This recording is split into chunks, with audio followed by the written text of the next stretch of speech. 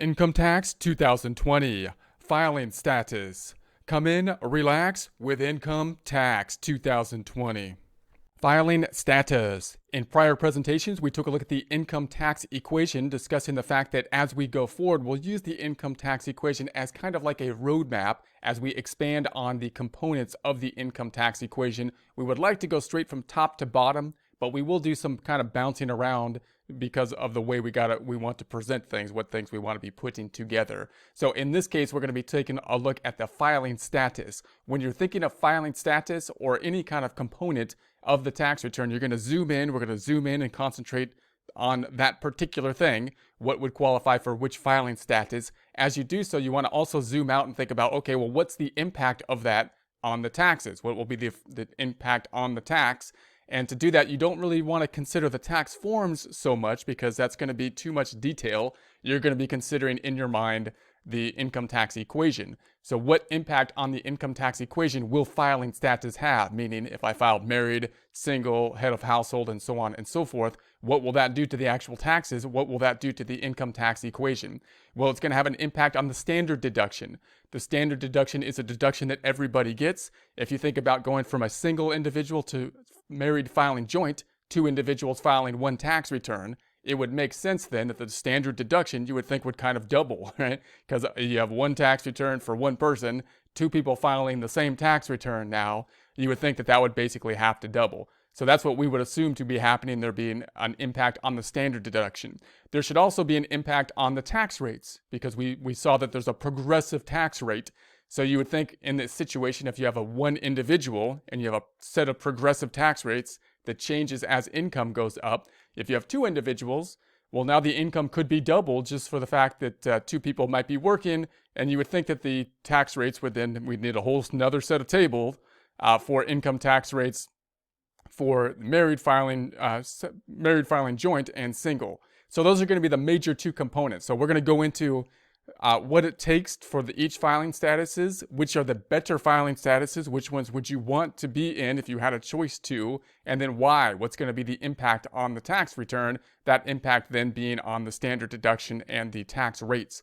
So the filing status is going to be on the first page of the 1040. This is where we will report it. We have single, then there's married filing joint, married filing separately, often shown as MFS, head of household, often seen as HOH, and then qualifying widow or widower, QW. Now, in terms of the hierarchy of what you would want to have on these filing statuses, note that if you're single or married, these are kind of like two things that, like if you're married, you can't file single. So meaning if you're qualified as married, then you can't just jump back over to single. So if you're married, then your choices are basically between married filing joint and married filing separate. Typically, married filing joint will be the better way to go, at least from a tax standpoint. There, we'll talk about, some exceptions to that. But if married, then you will typically file married filing jointly. Now, if you're single, then most likely you're going to be filing either single or head of household. You could be filing qualified widow or widower. If there was a death of the spouse, that would be a more unusual type of situation. But normally you'd be filing either as single or head of household. So if you're single, then the worst filing status is single. You'd like to be going, qualified widow or widower would be better, but that's more unusual. And then you would like to be going for head of household. Head of household, typically one of the factors to qualify would be that you have a dependent, and we'll talk more about that qualification there. So you could basically kind of divide this thing out into two major filing statuses, right? Either you're single or unmarried. You're saying you're unmarried or you're married. If you're unmarried, then you would like to be going basically for head of household, typically, if you can. Typically, you would need some kind of dependent in order to do that. If you can't, you'd have the worst filing status of single, which means you'd have the least benefits in terms of the standard deduction and rates. If you're married, then you have the choice between married filing jointly, married filing separately. You can't jump back to single. You can't jump back to head of household. There are unusual situations where you can ask, well, what if there's a divorce? Or, when are you divorced and that kind of stuff? Then those are questions we'll address to some degree as we go. But if you're married, then typically your choices are married filing joint, married filing separate. Usually then given those two choices, married filing joint would be the better option. Now, if you're single and deciding whether or not to get married, or if you're married deciding whether or not to get divorced, then those are two separate questions as well, because there could be pros and cons from going from single to married or married to single through divorce, right?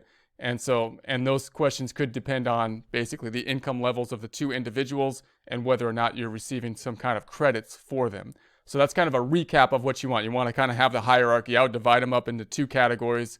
Either people are single and then they're going for head of household, or single, and then or they're married, which typically means they want to be filing married filing joint for the most part, unless they have some reason to do otherwise. It would be the more unusual circumstance to file married filing separately.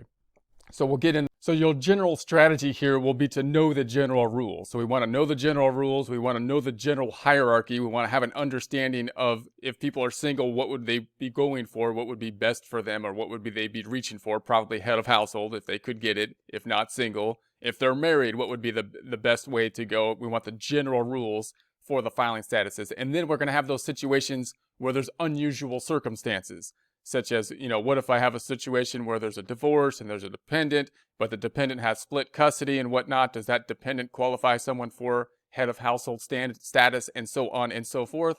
Then you got to go into those specific situations and do more research on them. The first place to start will typically be on the irs.gov website, where you can find the Form 1040 instructions, which will have some detailed instructions related to these filing statuses. That's basically what we'll take a look at in summary here, and then you can go there at least for the starting point for more detail. Now, the standard deduction is one of the items that will be impacted down here, and the standard deduction you can see on line 12 of the 1040.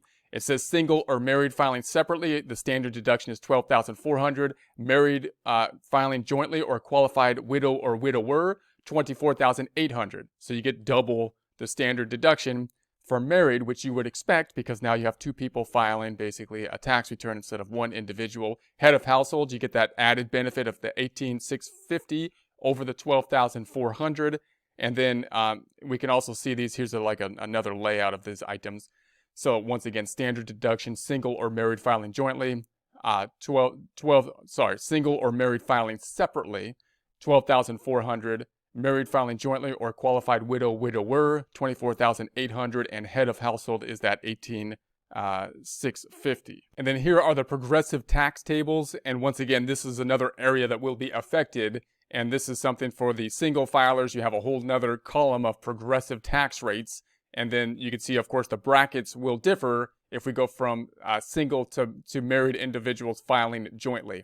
And the brackets do somewhat what you would expect intuitively, meaning the 10% bracket, instead of capping out at the $9,875, it's capped out at the $19,750, because once again, you have two individuals now. So this is the component that will be impacted, that's kind of hidden when you just use tax software, because you're not going to see this calculation being made. But it has a major impact on what the actual tax calculation will be. So you want to be aware of that as we go, and we'll see that in tax software later. Now, if you want to go through kind of a questionnaire for the filing statuses, you could go to the IRS website, and here's a link to it. I'll go here now so we can check it out. It says, "What is my filing status?" And you can go through down here, and it goes through this kind of walkthrough questionnaire, kind of an interview type process that might be useful for people that are kind of have a question about their filing status. That might be one approach to narrowing down or verifying your filing status. So filing statuses, then we have the single, we've got the married filing jointly, sometimes named MFJ. We've got the married filing separately, sometimes labeled MFS. We've got the head of household, sometimes labeled HOH, and the qualified widow, widower. And again, I would kind of break this out into most circumstances when people are bringing you something, they're either going to be single or in the single statuses, which would be single or head of household, which you can kind of group together, aiming for head of household as possible, typically a dependent being necessary to qualify for it. And then if married, you're going between married or married filing separately, typically leaning towards married would probably be the general advice, unless there's some circumstance where they would want to deviate from that to go to married filing separately. That would be the kind of what would be in your mind what's in my mind typically when discussing the filing statuses.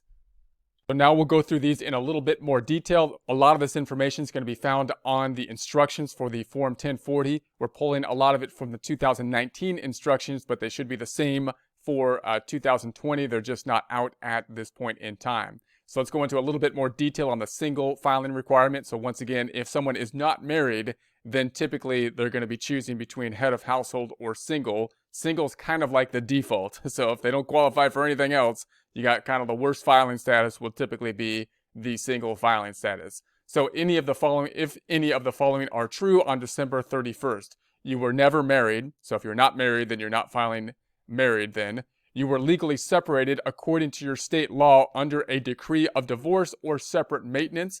But if at year end your divorce wasn't final and interlocutory decree, you are considered married. So then there's, of course, the question of, well, what if I was married and then there's a divorce? So there's all these questions related to divorce, and that gets into kind of state law as well, because there's questions as to what qualifies as a divorce. So once married, then to get back to single, to filing status, you'd have to get divorced. You can't file single typically if married. That leads to the question of, well, when is someone actually divorced? When does the divorce take place? So you were widowed before January 1st of the tax year and didn't remarry before the end of the year, but if you have a child, you may be able to use the qualifying widower filing status. See the instructions for qualifying widower. So if there's a situation where a spouse died, then it could be the situation that you'd go back to single at that point in time, unless you qualified for qualified widow or widower, which would be better because you'd have a beneficial status at that point for taxes at least. But you would only get that typically if there's some kind of qualifying, like a dependent involved typically. And then we have the married filing jointly, so MFJ. Now this of course would be if someone now goes from single and now is married. That would clearly be the major component when someone would be going from a single filing status to a married filing status. You're thinking of now of the IRS is thinking of two individuals as if they're kind of one individual, and in that they're filing their taxes as one, two people on one return. So you were married at the end of the year, even if you didn't live with your spouse at the end of the year. So you were married by the end of the year, and that's typically often the question for people that are getting married. So if you're talking to someone who is getting married, then you have a question of, well, what's going to be the consequences if I go from single to married, and when does that take place? Now there could be pros and cons from going from single to married. It depends on the income levels of the two individuals involved and whether there's credits involved, are there earned income tax credits or child tax credits that would be involved in it. And then when would it happen? When would you be transferring from single to married filing joint? Well, if you're married within the year, so even if you got married like in December of the year, then you're married by year end. So you could think about if someone was getting married, you might decide, well, is it beneficial for taxes or non-beneficial for taxes to get married? And hopefully that's not the deciding factor as to whether to get married or not. But you might push, if it's not beneficial to get married for taxes, then you might push it out till January instead of December. And if it is beneficial to get married, then you might, get married earlier in December and then file married filing joint for that year. So your spouse died in the tax year and you didn't remarry in the tax year. So what happens if there's going to be a spouse that dies? Well, if a spouse dies within the tax year, then you still file married filing joint within the tax year, which would be the biggest benefit tax-wise that you can get in that situation, unless, of course, there was a remarrying happening in that same year, in which case you'd file married filing joint with your new spouse. So you were married at the end of the tax year, and your spouse died in the following year before filing a tax return. So if you're married within the tax year, this would be a strange situation. Hopefully this doesn't happen to anybody. But if you're married within the tax return and your spouse died in the following year before you file the tax return, then you would still be married because you were married at the end of the year that the actual tax year ended, even though the filing had not yet happened. So a married couple filing jointly report their combined income and deduct their combined allowable expenses on one return. And that's going to be the point. Two individuals now put together, they're now filing on one return. So they can file a joint return even if only one had income or if they didn't live together all year. However, both persons must sign the return. So obviously you have two people that are basically, on a joint return, meaning they both have to sign it. And it's kind of like a partnership in that case, of course, because you have two people on one return, so they have, responsibility for the taxes of both of the partners involved, both people involved signing the tax return, liability in other words. So once you file a joint return, you can't choose to file a separate returns for that year after the due date of the return. So you might say, well, what would happen if you filed married filing joint, and then you're like, well, now I want to file married filing separate. Can I amend the tax return? You typically, once you file the tax return as married filing joint, then you're kind of locked into married filing joint as the filing status. So a joint and several tax liability. If you file a joint return, both you and your spouse are generally responsible for the tax and interest or penalties due on the return. So if you file a joint return, it's kind of like a partnership, right? Now you got a partnership, so you're basically responsible for the liability that's a result of both spouses that would be involved. So the liability involved as if basically one entity. So this means that if one spouse doesn't pay the tax due, the other may have to, because again, it's one entity. So the IRS is saying this one entity, you can kind of think of it as the IRS saying this one entity owes us money.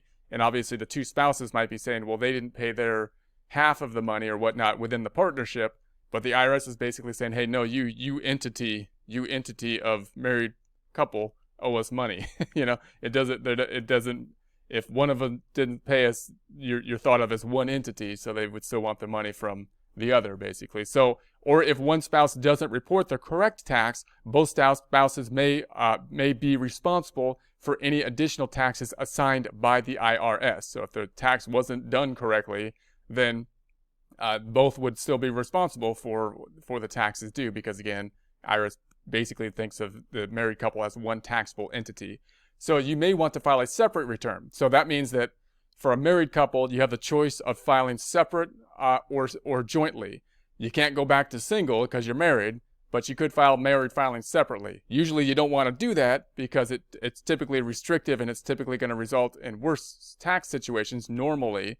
But you might want to do it if in the case that you want to kind of separate the liability as much as you can while still being in a married situation. So you may want to file it separately if you don't want to be responsible for any taxes due if your spouse doesn't have enough tax withheld or doesn't pay enough estimated tax. So you may in that situation say, hey, look, I know I'm married and I'm a joint return filer here and the IRS sees me as one individual, but I don't want to be seen as one taxable entity, even though it might be beneficial to do so, because I don't think my spouse is might not report something or might not be paying that I want to be on a separate return for basically kind of liability purposes. So generally, a married couple can't file a joint return if either spouse is a non-resident alien at any time during the year. However, if you were a non-resident alien or a dual status alien and were married to a U.S. citizen or resident alien at the end of the year, you can elect to be treated as a resident alien and file a joint return. For more information there, you can see publication 519 for details. You can look that up on the IRS website at irs.gov. So now we have the married filing separately status. So again, if you're married, you really only have two choices at that point. You can file married filing joint, you can file married filing separate. You can't go back to single unless basically you got divorced at that point. So if married and you're not getting divorced, then married filing separate typically are the two cases there, and married would usually be the preferred route to go. So you would go to married filing separately for more kind of unusual circumstances usually. So if you are married and file a separate return, enter your spouse's name in the entry space at the far right of the filing status checkbox next to qualified widower. So you can see, so here's the filing status checkbox. If you checked off married filing separately, it says here, if you check married filing separately box, enter the name of your spouse. So they want to know, the spouse identification, even if when you're filing married filing separately. So enter your spouse's social security number or ITIN identification number in the space for the spouse's social security number on form 1040. If your spouse doesn't have and isn't required to have a social security number or ITIN, enter NRA. If you are married and file a separate return, you generally report only your own income, deductions, and credits. Generally, you are responsible only for the tax on your own income. Different rules apply to people in community property states. So there is going to be a difference in terms of how you're going to actually report the income depending on state to state. So community property states could have difference. So you want to then look at publication 555 if you're filing married filing separately. However, you usually will pay more tax than if you use another filing status for which you qualify. So typically married filing status separately will usually be worse than married filing joint for tax purposes at least. Also, if you file a separate return, you can't take the student loan interest deduction, the education credits, or the earned income credits. So these are credits that the IRS would be skeptical of people taking advantage of the system by filing married filing separately simply to take these credits. They then disallow those credits for the married filing separate status. You also can't take the standard deduction if your spouse itemizes deductions. So you can't split and say, well, I'm going to file married filing separately and have one spouse take all the itemized deductions so that they itemize on one spouse's return and the other one takes advantage of the standard deduction. You can't do that. If you're going to itemize, then you have to split the itemizing between the two returns as well. Next, we have head of household, HOH. Now, these would be for people if they're not married, then you'd like to be aiming for head of household typically if possible. And if they can't get the head of household, then they're going to be stuck at single, which is going to be the worst filing status. If you are unmarried and provide a home for certain other persons, so that's going to be the general rule. So you're going to be thinking, okay, now they're not married, so are they single or head of household? Well, then the question is, do they have a dependent is going to be one of the major kind of qualifications. And then we're going to get into more detail typically around that dependent oftentimes. So you are considered unmarried for purposes for this purpose if any of the following apply. So you're unmarried if any of these apply. You are legally separated according to your state law under decree of divorce or separate maintenance at the end of the tax year. But if at the end of the tax year your divorce wasn't final and interlocutory decree, you are considered married.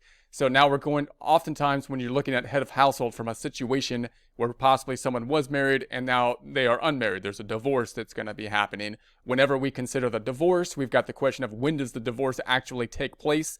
To know when the divorce actually takes place, sometimes we have to look at the state law and see what would qualify then as the time period for the divorce to take place, in which case they would no longer have to file as married filing joint, but then could file as either single or head of household, whichever is applicable. You are married but lived apart from your spouse for at least 6 months of the tax year, and you meet the other rules under married persons who live apart. So now we have this kind of exception here, right? So married filing joint would be that they're going to be married living together.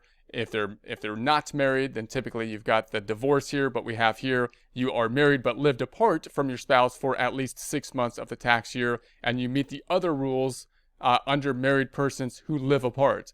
And then you are married to a non-resident alien at any time during the year, and the alien spouse elects to be treated as a resident alien. Check the head of household box only if you are unmarried or considered unmarried, and either test 1 or test 2 applies. So now we're going to talk about the other requirement, which is basically kind of a dependent requirement and what they are entailing of to qualify for head of household rather than single. Test 1. You paid over half the cost of keeping up a home that was the main home of all of tax year of your parent whom you can claim as a dependent except under multiple support agreements. See who qualifies as your dependent later. Your parent don't have to live with you. So if you're talking about a parent then, a parent qualifying, then the parent typically doesn't need to live with you to qualify. They can actually live somewhere else as long as you are covering the cost of keeping up the home. So they're kind of the exception of the person that is living with them. So typically they would still need to be qualified as a dependent,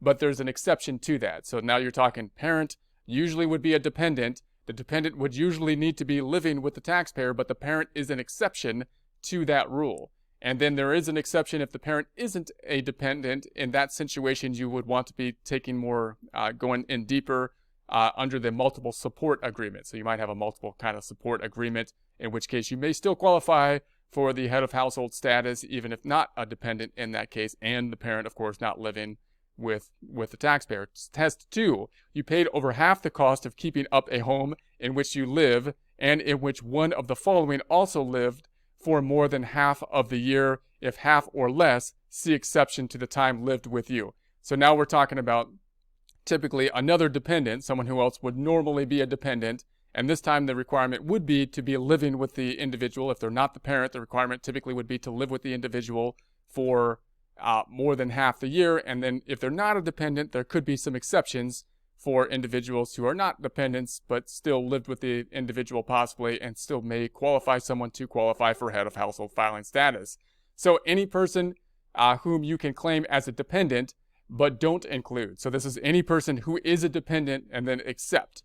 So the exceptions then, your child whom you claim as your dependent because of the rule for child of divorce or separate parents under who qualifies as your dependent. So you could see that rule later, that exception later.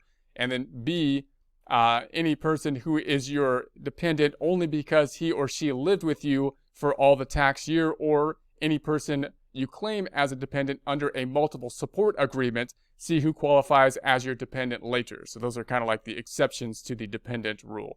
So your unmarried qualified child who isn't your dependent. So if you have your unmarried qualified child living with you, but they're not your dependent, but then they still may qualify you to file as head of household filing status, even in the situation where they're not a dependent. 3, your married qualified child who isn't your dependent only because you can be claimed as a dependent on someone else's tax return. So if you yourself can be claimed as a dependent on someone else's tax return, then that means that someone can't be claimed as a dependent on yours typically. But if that's the only reason they can't be claimed as a dependent, then you may still qualify for a head of household filing status. That would be more unusual of a situation. Your qualifying child who, even though you are the custodial parent, isn't your dependent because of the rule for the children of divorce and separate parents under qualifies as your dependent later. So this would be a situation where there's typically a divorce involved and you have separate custody for the parent typically, and then they might not be a dependent in that situation, but you may have a situation where they could still qualify or help to qualify for the head of household filing status even though not a dependent in that situation. Now, if the child isn't claimed as your dependent, enter the child's name in the enter space at the far right filing status checkbox next to qualified widow, widower. If you don't enter the name, it will take longer for us to process the return. So in other words, if there's a situation where you're saying I'm head of household, but I don't have a dependent down here, which is typically what you would look for part of the requirement to have a head of household status, then you need to put that up top here so the IRS knows can see that qualification, or else they're going to have problems processing the return. Qualifying child, to find out if someone is your qualifying child, you can see step 1 under who qualifies as your dependent later. So when we think about the dependents and qualifying for dependents, then that will help to answer that question. Dependent, to find out if someone is your dependent, see who qualifies as your dependent later. Again, we'll talk about that later. Exceptions to time lived with you. Temporary absences made by you or other person for special circumstances such as school, vacation, business, medical care, military service, or detention in a juvenile facility count as time lived in the home. So you might say, oh, if you're getting strict on this time lived in the home, what exactly does that mean? Well, there's kind of exceptions to these items for time that's not lived in the home. So also see kidnapped child later under who qualifies as your dependent if applicable. So if the person for whom you kept up a home was born or died in the tax year, you still may be able to file as head of household status. So now you say, well, what if the child died in that tax year? Then you still might have the head of household status, even of course the living requirements wouldn't be for the entire year. So what's the rule then? If the person is your qualifying child, the child must have lived with you for more than half the part of the year he or she was alive. If the person is anyone else, you could see publication 501.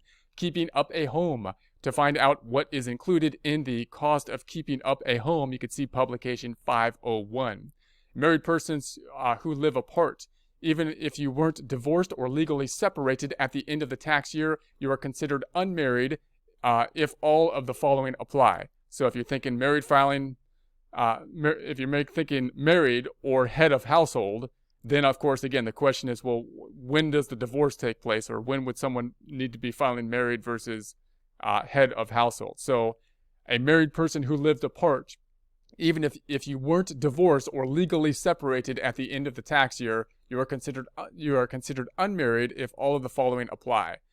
You lived apart from your spouse for the last 6 months of the tax year. Temporary absences for special circumstances such as for business, medical care, school, or military service count as time lived in the home. You file a separate return from your spouse. You paid over half the cost of keeping up your home for the tax year. Your home was the main home of your child, stepchild, or foster child for more than half of the tax year. If half or less, see exceptions to time lived with you earlier. You can claim this child as your dependent, or could claim the child, except that the child's other parent can claim him or her under the rule for children of divorced or separated parents under qualifies. So they be your dependent, except there's kind of joint custody situation, and so you get into more detail about that particular situation if they weren't your dependent. So an adopted child, so questions on adopted child. An adopted child is always treated as your own child. An adopted child includes a child lawfully placed with you for legal adoption. A foster child is any child placed with you by an authorized placement agency or by judgment, decree, or other order of any court of competent jurisdiction. Next, we have the qualified widower. This is the last one and the most rare filing status, but obviously it can come up from time to time. It's kind of, so here we have it. So if all the following apply, your spouse died in 2018 or 2019, and you didn't remarry before the end of 2020. So they died in the prior year. So they died in 2018 or 2019. The tax year then is 2020. If they died in 2020, if your spouse died in 2020, you wouldn't go to qualifying widow or widower typically, because you would still be filing married filing joint at that point in time, and then typically you may have the option of filing qualified widower in the following years, right? That's going to be the general rule. So then, two, you have a child or stepchild, not a foster child, whom you can claim as a dependent or could claim as a dependent, except that for the following year. So general rule here then. Spouse dies, what do we do? Well, if it's in the tax year, then we filed married, and then if possible, we filed married filing joint in the following 2 years, and there would be an added necessity to file married filing joint, and that would typically be to have a child or stepchild be involved there. A dependent would typically be involved. And they would typically need to be a dependent unless there's an exception. So that's the general rule. So once again, two, you have a child or stepchild, not a foster child, whom you can claim as a dependent or could claim as a dependent, except that. So if they're not claimed as a dependent, you still might qualify in these exceptions. The child had gross income of $4,150 or more. The child filed a joint return, or you could be claimed as a dependent on someone else's return. So you would have claimed them as a dependent, except the child earned over the minimum threshold of earnings, and therefore you didn't claim them as a dependent. Or the child filed a joint tax return. So if that was the reason they're no longer dependent on your return, then you still may qualify. You could be claimed as a dependent. If you yourself could be claimed as a dependent of someone else, then typically you can't claim someone else as your dependent. But if that's the thing that's unqualifying you for qualified widower, then you still may be able to qualify. If the child isn't claimed as your dependent, enter the child's name in the entry space at the far right of the filing status checkbox next to qualified widower. If you don't enter the name, it will take us longer to process the return. Once again, that's going to be here. Filing status now, qualified widower. You'd put the name up top if it's not going to be something that's going to be down here in the dependents area. So then we have... if you don't enter the name, it will take us longer to process your return. This child lived in your home for all tax year. If the child didn't live with you for the required time, see the exception to time lived with you later. You paid over half the cost of keeping up your home. You could have filed a joint return with your spouse the year he or she died, even if you didn't actually do so. So if your spouse died in the tax year, you can't file a qualified widower. Instead, see the instruction for married filing joint earlier. So typically, in the year of death, you would still be filing married filing joint would be the general rule. Adopted child, an adopted child is always treated as your own child. An adopted child includes a child lawfully placed with you for legal adoption. Dependent, to find out if someone is your dependent, see who qualifies as your dependent, and we'll talk about that later. Exceptions to the time lived with you rule: temporary absences by you or the child for special circumstances such as school, vacation, business, medical care, military service, or detention in juvenile facility count as time lived in the home. Also, kidnapped child, later, you can see the rules in that circumstances.